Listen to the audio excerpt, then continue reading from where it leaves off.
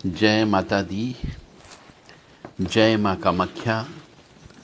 देव Radha trust Satyavani channel से आप जो व्यक्ति कष्ट में है, कष्ट में रहता है, जिसका ग्रह नक्षत्र खराब है, चाहे पत्रिका चेक न कराई हो, परंतु यदि वह अपने जीवन से त्रस्त आ गया हो, जीवन में उसे कष्ट की प्राप्ति हो रही हो, मन नहीं लग रहा हो, मन बेचैन हो, अदृश्य तंत्र विद्या हो गई हो, कोई गलत खाना खा लिया हो, या फिर ये कह सकते हैं कि 13वीं का भोजन कर लिया गया हो, मासिक धर्म का खाना खा लिया गया हो, या फिर कोई चीज़ उलांघ ली गई हो, जैसे तिराहे चौराहे पर जो चीज़ें पड़ी रहती है उन्हें उलांघ लेते हैं,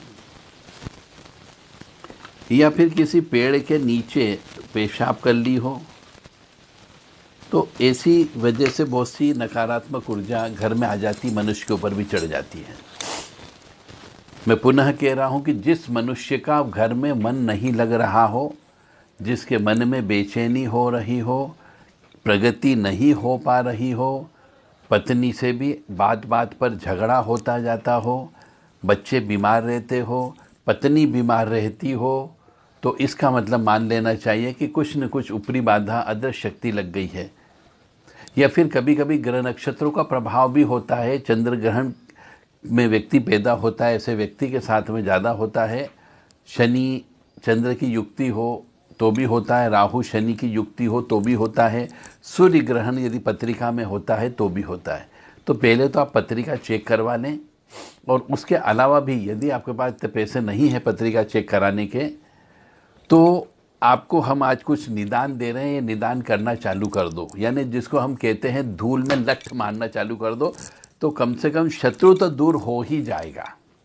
यानी कि आपकी समस्या दूर हो जाएगी उतने समय के लिए, जब तक आप इन चीज़ों का पाठ करोगे। फिर परमानेंट इलाज के लिए आपको पत्रिका चेक कराना चाहिए, और पत्रिका में जो दोष हो, जिसकी वजह से ऐसा मन हो रहा हो, ऐसे विचार आ रहे हो, प्रगति नहीं हो पा रही हो, मन नहीं लगता हो, मन में किसी बात में खुशियाँ नहीं मिलती हो, हर कदम कदम पे रुसवाई मिलती हो, ये कह लीजिए, कार्यालय में सर्विस करने जाते हैं वहाँ भी मन नहीं लगता, वहाँ भी प्रगति नहीं हो पा रही हो, तो ऐसे मनुष्य के लिए, चाहे वह स्त्री हो या पुरुष हो, उनके लिए कि एक तो अमावस्या के दिन बाल मत कटाओ। अमावस्या के दिन बाल नहीं कटाना चाहिए। अमावस्या के दिन सहवास नहीं करना चाहिए।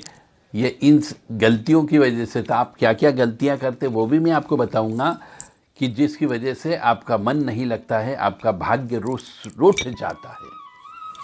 तो अभी ये मान करके चले आप कि जीवन में अब बहुत से काम जो हर मनुष्य को करना चाहिए, भारतीय संस्कार, संस्कृति, परंपरा, रीति रिवाज के अनुसार आपने वो कार्य छोड़ दिया, उसकी वजह से भी आपको ये गलतियां उत्पन्न होती है, और आपके स्थान के देवता, स्थापित देवता और पितृ देवता भी आपको परेशान करना चालू कर देते हैं, क्योंकि आपने परंपरा को छोड़ दिया। आपने कुल देवी देवता की पूजा करना छोड़ दिया। आपने कुल देवी देवता के नाम से घर में जो दीपक लगाना थे वो दीपक लगाना छोड़ दिया। आपने जो घर के मुख्य दरवाजे के बाहर जो दीपक लगता था, एक चौमुखी दीपक लगता है क्षेत्रपाल देवता के लिए, पितृ देवता के लिए, और एक दीपक लगता है लक्ष्मी जी के लिए, घी का दीपक मेन गेट के बाहर, आपने वो दीपक लगाना बंद कर दिया। इसलिए भी आप परेशानी में आ जाते, आपकी प्रगति नहीं हो पा रही है। पैसा हो सकता है, पैसा आपके पास आ रहा हो, परंतु हमेशा डर लगा रहता है। तो ऐसी परेशानी यदि मनुष्यों को आ रही हो, तो आपने ये परंपरा को जो छोड़ दिया, अपनी पुश्तैनी परंपरा, जो आपकी माँ को मालूम है, आपकी माँ ने अपनी सास से सीखा, ने आपकी दादी से सीखा होगा, तो ऐसे में मनुष्य को ये सब काम करना चाहिए। जय माता दी, जय माँ कामाख्या। मैं आपको आज बहुत सारी चीज़ें इसी वीडियो में बताने वाला हूँ। पेशेंस रख के सुनते रहें, शायद आपके जीवन के कष्ट कम हो सकते हैं। जय माता दी, जय माँ कामाख्या। अब आपको हनुमान जी की सेवा करना है, परंतु कब सेवा करना है, कैसे सेवा करना है, वह मैं आगे आपको बता रहा हूँ। हनुमान जी की सेवा आपको करना है तो हनुमान जी की सेवा हमेशा ब्रह्म मुहूर्त में करना चाहिए। ब्रह्म मुहूर्त का मतलब यहाँ पे हो गया है सुबह सुबह सूर्य उदय हो उसके 1 घंटा पहले आप ब्रह्म मुहूर्त मान करके अपनी सेवा करना है हनुमान जी की।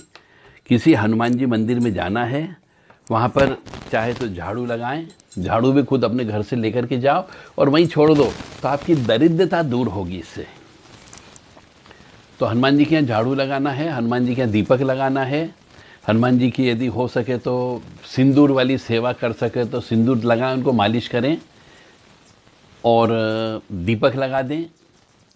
लड्डू चढ़ा सकते हो, केले चढ़ा सकते हो तो चढ़ाए और वहीं पर बैठ करके श्री राम जय जय राम आपको जप करना है। और ये तो होगी ब्रह्म मुहूर्त की सेवा हनुमान जी की, तो ही आपके पाप कटेंगे। और एक संध्या बेला के समय पे भी आपको हनुमान जी मंदिर जाना है, दीपक लगाना है और वहाँ बैठ करके श्री राम जय राम ज़्यादा से ज़्यादा जप करना है। या फिर कोई राम जी का भजन गा सकते हो या फिर राम जी का कोई मंत्र भी बोल सकते हो। जो विष्णु सहस्त्र नाम में राम जी का मंत्र आता है वो मंत्र भी आप बोल सकते हो। राम रामेति रामेति रमे रामे मनोरमे सहस्र नाम ततुल्यम राम राम वनानने। या फिर श्री राम जय राम श्री राम जय राम, या हनुमान चालीसा बोलो, बजरंग बाण बोलो। यानी कि ब्रह्म मुहूर्त के अलावा जो संध्या बेला का मुहूर्त होता है जिसको गोधूली बेला बोलते हैं, उस समय पे भी आपको हनुमान जी मंदिर में दीपक लगाना है। और घी का दीपक भी लगा सकते हो, चमेली का तेल का दीपक भी लगाते हो, सरसों के तेल का दीपक भी लगा सकते हैं। दीपक जब भी लगाएं हमेशा जमीन पे कभी मत रखें, नीचे कुछ न कुछ दाने अवश्य रखना है। यानी कि दाने का मतलब हो गया चावल के दाने रखें, गेहूं के दाने रखें, उड़द के दाने रखें, या फिर कोई प्लेट ले, उस प्लेट के नीचे दीपक रखना है आपको। जमीन पे कभी भी दीपक नहीं रखना चाहिए। तो ये तो हनुमान जी की सेवा करना है आपको। दूसरा, गाय को रोटी अवश्य देना है, 1 रोटी रोज दें। कुत्ते को रोटी अवश्य देना है। मछली को आटे की गोली बना करके डालना है। चींटी को कसार बना करके डालना है। और जो पक्षी होते हैं उनके लिए 1 मुट्ठी अपना अनाज पक्षियों के लिए जंगल में, एकांत स्थान में जहाँ चिड़ियाँ हों, कबूतरें हों, कौवे हों, वहाँ पे अवश्य देना चाहिए। इससे आपका हाथ खुलेगा, लक्ष्मी का बंधन हो ही नहीं सकता। यदि आप अपने सीधे हाथ से गाय को रोटी देकर के गाय के गले में थोड़ा हाथ फेरोगे तो आपके भाग्य की रेखा बदल जाती है। आपका लक्ष्मी का बंधन नहीं हो सकता है, हाथों का बंधन नहीं हो सकता है। यदि आप कुत्ते को रोटी देते हैं तो ब्रेड दीजिए या टोस्ट दीजिए, बिस्कुट दीजिए, यानी कि तंदूर पे पकी हुई चीज़ आपको कुत्ते को खिलाना है। और यदि आप घर पे बना सकते हो तो मीठी रोटी कुत्ते को खिलाना है। मछलियों को आटे की गोली आपको देना है। चींटियों को कसार देना है, यानी कसार का मतलब होता है गेहूं के आटे को या 7 प्रकार के आटे को या 5 प्रकार के आटे को घी में सेक करके उसके अंदर शक्कर का बूरा डालना है। और फिर वह चींटियों के घरों को ढूंढ ढूंढ करके उन चींटियों को ये भोजन आपको कराना है। चींटियों को वहाँ पे भोजन रख दें। यदि वो तृप्त हो गई तो आपकी ज़िंदगी में कष्ट कभी नहीं आएंगे, शत्रु उत्पन्न नहीं होंगे। तो आज जो मैं आपको टोटके बता रहा हूँ ये बिल्कुल अकाट्य टोटके हैं। आज से जितने टोटके आप करना चाहें आज से करना चालू करें, आपकी ज़िंदगी धीरे धीरे परिवर्तन हो जाएगी और तंत्र विद्या कट जाएगी। सबसे बड़ी बात है, तंत्र विद्या कट जाएगी। ऊपरी बाधा जो होगी वो आपका शरीर को छोड़ करके चली जाएगी। प्रैक्टिकल करके देखो, हम तो करते हैं और लोगों को भी सलाह देते हैं, पर आप भी करिए। तो गाय को रोटी देना है, कुत्ते को रोटी देना है, मछली को आटे की गोली खिलाना है, चींटियों को कसार देना है। पक्षी के लिए 1 मुट्ठी अनाज अपने हाथ से निकाल के एकांत स्थान में चींटी पक्षियों के लिए फेंक दो तो आपके हाथ खुलेंगे, यानी आपके पास धन आना चालू हो जाएगा। आपके रास्ते जो बंद है वो खुल जाएंगे। और सबसे बड़ी बात यह है कि मासिक धर्म के नियमों का पालन अवश्य करना है। सूतक पातक के नियमों का पालन आपको करना है। इसका मतलब यहाँ पर यह होता है कि घर के अंदर माँ होती है, बहन होती है, बेटियाँ होती है, बहुएं होती है, ये सब स्त्रियों को मासिक धर्म हर महीने आता ही आता है। ये इस बात के ऊपर कोई नहीं बोलेगा, पर हम आपको बार बार चेताते हैं कि आपका भाग्य का रोकना, आपका मानसिक स्थिति खराब करना, आपके हर काम में रुकावट उत्पन्न करना, ये मासिक धर्म वाली स्त्री के हाथ का बना हुआ भोजन करना, ये आपके लिए बहुत से भाग्य में रोड़े अटकाने का काम करता है। धन नहीं बचत होने देना, बरकत नहीं होना, ये सब इसी वजह से होता है। तो मेरी आप सबसे विनम्र निमती है, माता बहनों से भी विनती है कि वह जब भी ऐसे अशुद्ध हो जाए, मासिक धर्म से हो जाए, रजस्वला से हो जाए, तो खाना नहीं बनाए। पति को भी बोलो कि हम खाना नहीं बनाएंगे, चाहे तुम खुद बनाओ या बाजार से ला करके खिलाओ, परंतु किचन में स्त्री को नहीं जाना चाहिए, क्योंकि किचन जो होता है, रसोई घर जो होता है, उसके अंदर माँ अन्नपूर्णा का वास होता है। ओम श्रीम ह्रीम ह्रीम क्लीम लम अन्नपूर्णा भवान्ये नमः। और लक्ष्मी जी का वास भी होता है। ओम श्रीम ह्रीम श्रीम कमले कमलालय प्रसीद प्रसीद श्रीम ह्रीम श्रीम ओम महालक्ष्मी नमः। तो इस तरीके से आप खाना बनाते समय भी अन्नपूर्णा माँ का मंत्र बोल सकती हो और बोलना चाहिए। और अशुद्ध अवस्था में, जो जिस घर के अंदर अशुद्ध अवस्था में मासिक धर्म रहते हुए, रजस्वला रहते हुए, स्त्री के पीरियड में रहते हुए यदि भोजन बनता है और वो किचन में जाती है और रोटी के डिब्बे को हाथ लगाती है, अचार के मसाले के डिब्बे को हाथ लगाती है और खाना बनाती है, तो उस घर के अंदर हम कभी भी ठीक कर ही नहीं सकते। चाहे आपकी मानसिक स्थिति खराब हो तो होने दो, हम कितने ही आपके यहाँ आकर के पूजा पाठ कर लेंगे, कोई असर नहीं पड़ेगा। इसलिए आपसे विनम्र निवेदन है कि आप मासिक धर्म की अवस्था में, अशुद्ध अवस्था में, स्त्री की अशुद्ध अवस्था में उससे 3-4 दिन खाना मत बनवाइए। जब तक उसका मासिक धर्म चलता है तब तक आपको उस स्त्री के साथ सोना उठना बैठना भी नहीं है और न ही आपको खाना बनाना है, अन्यथा आपके यहाँ बरकत कभी नहीं रहेगी। तरह तरह की बीमारियां लगेगी, मानसिक स्थिति खराब होगी, पागलपन की अवस्था भी आ सकती है और आप आत्महत्या भी कर सकते हो। यह सब काम इस सिर्फ अशुद्ध अवस्था में भोजन बनाने की वजह से होता है। अशुद्ध अवस्था में रहते हुए स्त्री को कभी भी दान नहीं देना चाहिए, यानी स्त्री के द्वारा दान नहीं दिया जाना चाहिए। अशुद्ध अवस्था रहते हुए स्त्री को विवाह नहीं करना चाहिए। स्त्री के अशुद्ध अवस्था रहते हुए माता को कन्या दान नहीं करना चाहिए। और आगे हम बताने कि यदि आपका जीवन खराब है, आपको लगता है कि हमने जीवन में कष्ट ही कष्ट देखा है, तो विष्णु सहस्त्र नाम का पाठ करना चालू करो, हिंदी में पाठ करो, या फिर आजकल हर एक के पास मोबाइल होता है, मोबाइल से आप विष्णु सहस्त्र नाम का पाठ सुन सकते हैं। ब्लूटूथ स्पीकर पे लगा करके जरा ऊंची आवाज में सुनिए, ताकि आपके शरीर के आसपास इर्द गिर्द यदि कोई नकारात्मक ऊर्जा है, भूत है, प्रेत है, पिशाच है, चुड़ैल है, डाकन है, जिंद है, जिन्नात है, तो ये सब शरीर छोड़ के चले जाएंगे। और जब ये सुनते हैं उस समय गाय के सूखे गोबर के ऊपर गूगल की धुनी दीजिए, निश्चित तौर से चले जाएंगे।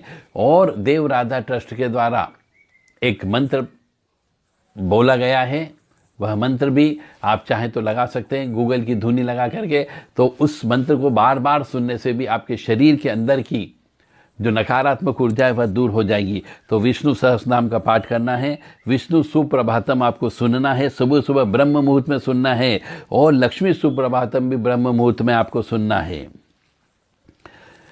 और संध्या बेला के समय पर भी आपको विष्णु सहस्त्र नाम का पाठ और श्री सूक्त का पाठ सुनना है।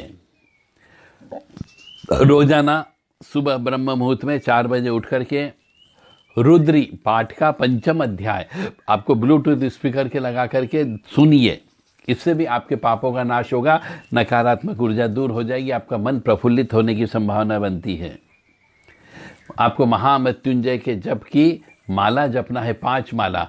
ओम मृत्युंजय महादेव त्राहि माम शरणागतम जन्म मृत्यु जरा व्याधि पीड़ितम कर्म बंधन है। इस मंत्र की 5 माला आपको जप करना है। इस भोलेनाथ के नाम से एक दीपक लगाना है, घी का दीपक, वो भी किसी प्लेट में लगाइए, चावल के ऊपर लगाइए या गेहूं के दाने के ऊपर लगाइए और दीपक प्रज्वलित करें, घी का दीपक प्रज्वलित करें। फूल बत्ती वाला करेंगे तो और ज़्यादा अच्छा होगा। और महामृत्युंजय के जप करना है। कुंजिका स्त्रोत का भी पाठ करें आप। जो देवी जी का कुंजिका स्त्रोत है उसके लिए न तो कीलक की आवश्यकता है और न ही न्यास की आवश्यकता है और न ही किसी प्रकार की कोई भी चौंसलेबाजी की आवश्यकता नहीं है। डायरेक्ट आप कुंजिका स्त्रोत का पाठ कर सकते हो। और चूंकि पाठ बड़ा होने के नाते उसे किसी गुरु से लेने की आवश्यकता भी नहीं है। न्यास, विनियोग की, अर्गला, कीलक, कवच कुछ भी पढ़ने की आवश्यकता नहीं है। महामृत्युंजय के जप करना है, कुंजिका स्त्रोत का पाठ करना है, हनुमान चालीसा का पाठ अवश्य करें 11 बार। यदि आप परेशानी में हैं, यदि आपके जीवन में हर जगह रोड़े अटकते हैं, यदि आपकी मानसिक स्थिति ठीक नहीं है, यदि आपको लगता है कि घर के अंदर कोई बंधन हो गया, हमारा बंधन हो गया, किसी ने तंत्र विद्या बैठा दी है, ग्रह नक्षत्र भी आपके अच्छे नहीं हो, तो हनुमान चालीसा का 11 बार पाठ करना है। इससे आपका मंगल, यदि दूषित है तो मंगल ठीक हो जाएगा। यदि आपने मांगलिक अमांगलिक शादी कर ली, उस वजह से भी मानसिक स्थिति खराब रहती है, घर के अंदर रहने की इच्छा नहीं होती है, मन खराब रहने लग जाता है। तो जैसे भी हो, आपको हनुमान चालीसा का 11 बार पाठ करके ही घर से बाहर निकलना है। महीने में 1 बार आपको रुद्र अभिषेक अवश्य कराएं। यदि आप सुखी रहना चाहते हो अपने पति बच्चों के साथ में या पत्नी बच्चों के साथ में, तो महीने में 1 बार रुद्र अभिषेक अवश्य करा लें। यह भोलेनाथ के मंदिर में ही होता है रुद्र अभिषेक, या अपने घर पे भी भोलेनाथ की यदि पिंडी है तो उसके ऊपर आप कर सकते हैं। इसमें पंचामृत की आवश्यकता होती है और दूध मिश्रित जल से इनका अभिषेक होता है, और यह अभिषेक कम से कम 1 घंटे तक चलता है। तो महीने में 1 बार सोमवार के दिन, आखिरी सोमवार के दिन, या फिर त्रयोदशी तिथि के दिन आपको ये अभिषेक कराना ही कराना चाहिए। और पितरों के लिए अमावस्या का दिन फिक्स किया गया है, तो अमावस्या के दिन हर मनुष्य को तर्पण करना चाहिए, पितरों के नाम से वृद्ध व्यक्ति को भोजन कराना चाहिए, और सीधा नाम की जो चीज़ होती है वो निकालना चाहिए। सीधा है ना, कच्चा खाना एक व्यक्ति खा ले उतना मंदिर में रख करके आना चाहिए। इससे गुरु उच्च होगा आपका, और जब गुरु उच्च का होगा तो सूर्य बड़ा प्रसन्न होता है। जब सूर्य प्रसन्न होगा तो पितर आपको कष्ट नहीं देंगे। इसलिए पितरों को दान देने के लिए मंदिर में दान देना चाहिए। किसी वृद्ध व्यक्ति को भोजन भी आप करा सकते हो। पितरों के निमित्त तर्पण अवश्य करें। पितरों अमावस्या के दिन पीपल के वृक्ष की पूजा करना चाहिए। अमावस्या के दिन पीपल के ऊपर यानी एक मटकी बांध दे, उसके अंदर दूध और पानी मिला करके काले तिल के साथ में उस मटकी के अंदर पानी डाल दे, तो धीरे धीरे वो पानी पितरों को चला जाता है। जैसे जैसे पीपल की जड़ में पानी जाएगा वैसे वैसे आपका पितृ प्रसन्न होने लगेंगे। अमावस्या के दिन मीठा पानी यानी गुड़ वाला पानी या शक्कर वाला पानी पीपल की तनों में डालना चाहिए। दिन के समय पे 12 बजे के पहले पहले ये कर लें।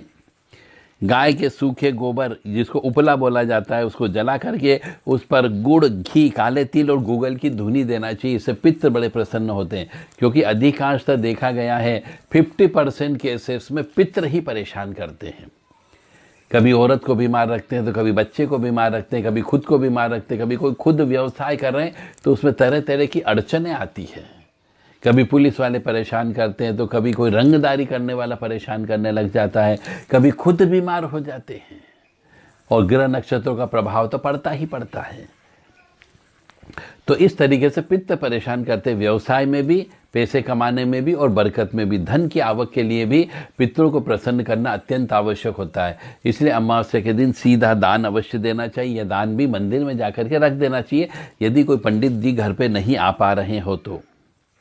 गौमूत्र और गंगाजल रोजाना पीना चाहिए हर मनुष्य को, ताकि आपके ऊपर यदि किसी प्रकार का कोई नज़र दोष हो गया हो, नज़र लग गई हो, कोई भूत प्रेत चढ़ गया हो, आपने नींबू नारियल उलांग लिए हो, तिराहे चौराहे पर रखी हुई कोई तांत्रिक वस्तु की ठोकर लग गई हो, या तिराहे पर कोई प्रेत बैठा था वो आपके ऊपर चिपक गया हो, आपने सफ़ेद दूध यानी सफ़ेद होता है वह पीकर के गाड़ी पे चल रहे हो, रास्ते में कोई प्रेत टकरा गया तो वो भी आपके शरीर पर चिपक सकता है। इसलिए दूध पी करके कभी भी होटल से या रोड पर जो बहुत से लोग आजकल दूध बेचने लगे हैं, दूध पी करके कभी भी घर पे नहीं आना चाहिए। यानी पानी अवश्य पीना चाहिए।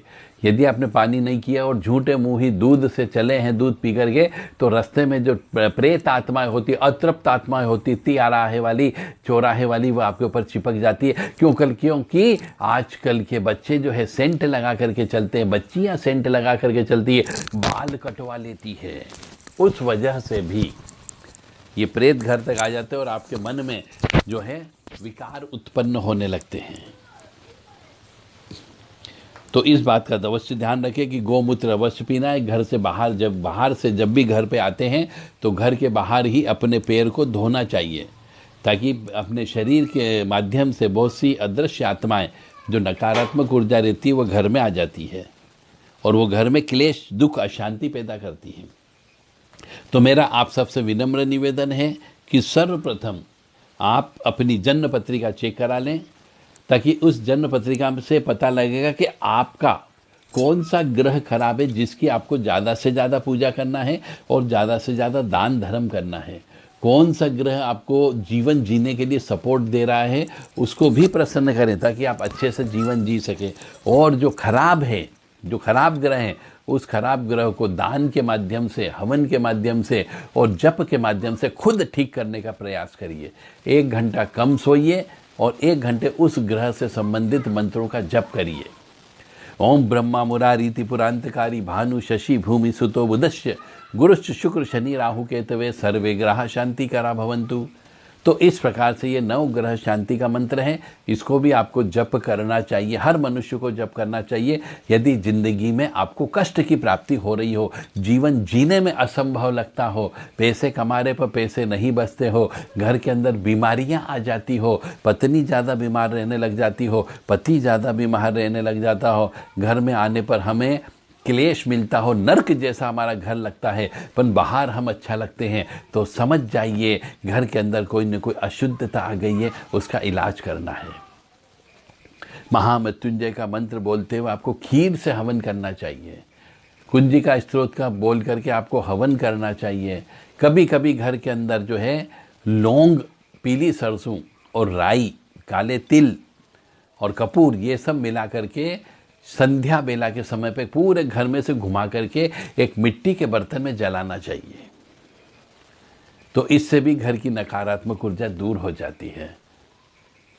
यदि किसी मनुष्य को बहुत ज़्यादा परेशान है, बहुत ज़्यादा तड़प रहा हो, जिंदगी उसको मायूस लगती हो, जिंदगी बोझ लगती हो, तो वह देव राधा ट्रस्ट से संपर्क कर सकता है अपनी पत्रिका के साथ में। पत्रिका देखने का हमारा शुल्क है, दान राशि हम स्वीकार भी कर सकते हैं, और शुल्क है वो बेसिकली क्योंकि मेहनत से पत्रिका देखी जाती है। दान वॉलेंट्री दिया जाता है, मतलब आप अपनी स्वेच्छा से जो पैसा देते हैं वह दान कहलाता है, परंतु किसी मेहनत के बदले में आप किसी को पैसा देते हो तो वह फीस होती है। तो हमारी पत्रिका देखने की फ़ीस है 2500 रुपये। यदि आप दे सकते हो तो आपको पिछले जन्म के पाप कर्म बताएंगे, ताकि उन पाप कर्मों का आप प्रायश्चित कर्म कर सके, ताकि आपके जीवन में जो कष्ट आ रहे हैं वो कष्ट कम हो जाएंगे या कष्ट सहन करने की शक्ति प्राप्त होगी। ऐसा कहा जाता है कि मनुष्य जैसा पिछले जन्म में खेत बो करके आया है, वैसे ही उसको फल की प्राप्ति होती है। मतलब जैसे खेत में हम बीज डालते हैं तो पिछले जन्म के कर्म के खेत में हमने जो बीज बोए हैं उनका फल इस जन्म में आपको प्राप्त होता है। तो मेरी आपसे विनम्र निवेदन है कि पहले तो आप पिछले जन्म के कर्म अपने चेक करवा लें कि अच्छे कर्म करके आए कि पाप कर्म करके आए हैं, और पाप कर्म करके आए तो कष्ट मिलेगा, तो उन पाप कर्मों को से कष्ट जो मिलेगा उनसे लड़ने की शक्ति, कष्ट को सहन करने की शक्ति के रूप में आपको पूजा पाठ जप तप करना चाहिए। जय माता दी, जय माँ कामाख्या, जय श्री महाकाल महाराज। इसके अलावा एक और विशेष चीज़ है, अपने घर के अंदर जो भी बड़ा बुजुर्ग हो, माता पिता हो, दादा दादी हो, यदि स्त्री कष्ट में है तो उसे अपने सास ससुर और दादा दादी की सेवा करना चाहिए, यह मान करके चलें। क्योंकि जब तक आप अपने पितरों का आशीर्वाद प्राप्त नहीं करोगे, कोई भी स्त्री खुश नहीं रह सकती। और अपने स्त्रियों को अपने बाल नहीं कटाना चाहिए। मैं बार बार कह रहा हूँ कि स्त्री अपना बाल कटा लेती है, उसकी वजह से उसकी स्त्रियोचित शक्ति जो होती है वो शक्ति चली जाती है, तो वो निहत्ती हो जाती है, और निहत्ती होने पर उसके ऊपर ऊपरी बाधा, तंत्र बाधा, काला जादू हो जाता है, नज़र दोष भी लगता है। तो ये बेबी कट, बॉय कट बाल नहीं कटवाना चाहिए इसकी एवज में, क्योंकि आप यदि बाल कटवाते हैं तो आपको बीमारी होगी ही होगी, कोई न कोई ऐसी बीमारी लग जाएगी, या फिर गुरु ग्रह आपका कमज़ोर हो जाता है। और जब गुरु ग्रह कमज़ोर हो जाता है तो पति से अनबन करवाता है, पति से लड़ाई झगड़ा करवाएगा और आपको सुखी नहीं रहने देगा, आपका भी बाहर रहने का मन करेगा। इसीलिए आप सबसे विनम्र निवेदन है कि इस बात का ध्यान रखें कि आपको बाल नहीं कटाना है, गुरु ग्रह को कमज़ोर नहीं करना है।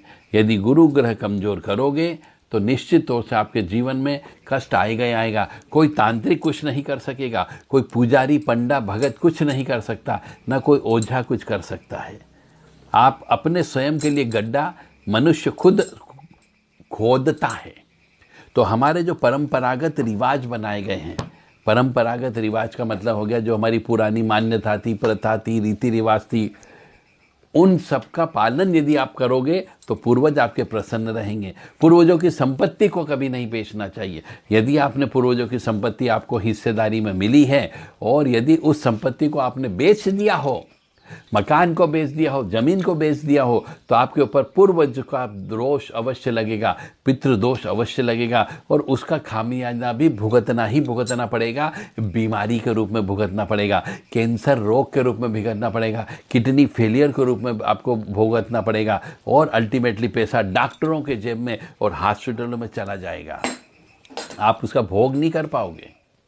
ये मैंने अपनी आंखों से देखा, एक नहीं 1000 व्यक्तियों को देखा है कि उन्होंने अपने पूर्वजों की संपत्ति को बेचा और उस संपत्ति को बेचने से जो पैसा प्राप्त हुआ उस पैसे को उनने बर्बाद ही किया, आगे उसको कभी बढ़ाया नहीं। और जब से उनने पूर्वजों की संपत्ति बेची, उनका भाग्य, उनका डिक्रीज ट्रेंड के अंदर आ गए। तरह तरह की बीमारियां हो गई है। किसी के यहाँ पे तो बच्चे पैदा ही नहीं हुए और किसी के यहाँ लड़कियां ही लड़कियां पैदा हुई, लड़का पैदा नहीं हुआ। ये पूर्वजों की संपत्ति बेचने का दोष होता है। वंश वृद्धि रुक जाती है क्योंकि पूर्वजों का श्राप लगना चालू हो जाता है। तो पूर्वजों के द्वारा दिए गए सोना चांदी जो हिस्सेदारी में मिली हो उसे कभी नहीं बेचना चाहिए। और पूर्वजों के द्वारा यदि आपको कोई संपत्ति मिली है, जमीन मिली है, खेत मिला है, मकान मिला है पुराने ज़माने का, तो उसको भी कभी आपको नहीं बेचना है। और यदि बेचोगे तो मान करके चलो एक पीढ़ी के बाद में आप सबको कष्ट की प्राप्ति अवश्य होगी। मानो या न मानो, ये पूर्णतः सत्य है। मेरा धर्म था आपको ज्ञान देना, मेरा धर्म था आपको ज्ञान देना। आपका धर्म है कि ज्ञान लोगे या नहीं लोगे, ये आपके ऊपर निर्भर करता है। मैंने अपने माँ जगत जननी के आदेश का पालन किया है कि आपको ये मैं ऐसा ज्ञान प्रदान करूं जिससे आपका जीवन सहज हो सके। आप प्रयोग करोगे तो निश्चित तौर से जीवन में बहुत सारे दुश्मन ऑटोमेटिकली ख़त्म हो जाएंगे। मतलब बहुत सारे दुश्मन आपके मित्र भी बन सकते हैं, या फिर आपके घर में बरकत होने लगेगी, आपके घर में सुख समृद्धि शांति आने लगेगी। परंतु आप मानोगे तब। आपकी इच्छा मानना या नहीं मानना आपके स्व विवेक पर निर्भर करता है। मैंने अपना धर्म निभा दिया। भगवान मेरे पर उंगली नहीं उठा सकता। भगवान मेरे को नहीं बोल सकता कि तेरे को ज्ञान दिया था, तेने दूसरों को क्यों नहीं दिया जब तेरे को इतना बड़ा प्लेटफॉर्म दिया है। इलेक्ट्रॉनिक माध्यम का, मेरे संचार माध्यम का साधन दिया था, फेसबुक के ऊपर, यूट्यूब के ऊपर, व्हाट्सएप के माध्यम से, फिर भी तेने क्यों नहीं बताया। उसका दोषी मैं होता, परंतु मैं अपना दोष अपने पास नहीं रखना चाहता, इसलिए मैंने आपको ज्ञान दे दिया। अब आपकी जिम्मेदारी, आप इसका पालन करोगे या नहीं करोगे ये आपके विवेक पर निर्भर करता है। अब आपकी मर्जी। जय माता दी, जय माँ कामाख्या। यदि आप कोई भी कर्म करते हैं धर्म कर्म का, और यदि आप उसमें अड़चने आती हो तो आप मेरे से सहर्ष व्हाट्सएप के माध्यम से पहले अपना परिचय देते हुए अपना परिचय दीजिए। आप कौन, कहाँ रहते हैं और आप क्या काम करने में आपको तकलीफ आ रही है, वो आप हमसे पूछ सकते हैं। जय माता दी, जय माँ कामाख्या, जय श्री महाकाल महाराज। हमारे द्वारा एक किताब लिखी गई है, पाप मतलब पुण्य कर्म के बारे में और पाप कर्मों के बारे में। विधाता के नियम नाम की एक किताब है। आप चाहे तो वो किताब जो है केवल विशेष कोड नंबर बताने पर, कोड नंबर है आपका 13.3 और 62.9, ये कोड नंबर है। और किताब का नाम बोलेंगे विधाता के नियम। तो ये किताब आज केवल 24 घंटे के लिए ये कोड नंबर देने पर और किताब का नाम लिखने पर आपको सिर्फ और सिर्फ 300 रुपये में दी जा रही है। विधाता के नियम। जय माता दी, जय माँ कामाख्या, जय श्री महाकाल महाराज। माँ भगवती जगत जननी आद्य शक्ति भवानी, आह्लादिनी शक्ति, कष्ट निवारिणी, दुख निवारिणी, महिषासुर मर्दनी, चंडमुंड नाशिनी, सिंहवाहिनी, क्लेश नाशिनी, पापनाशिनी, दुरितापहारिणी, शत्रु संग विदारिणी। आप सबको सुखी रखे, स्वस्थ रखे, प्रसन्न रखे, और सबसे बड़ी बात है आपको ऐसी बुद्धि प्रदान करें कि आप हिंदू सनातन धर्म के जो परंपरागत नियम है, कानून है, प्रथाएं हैं, मान्यता हैं, उनका आप पालन करोगे। जय माता दी, जय माँ कामाख्या।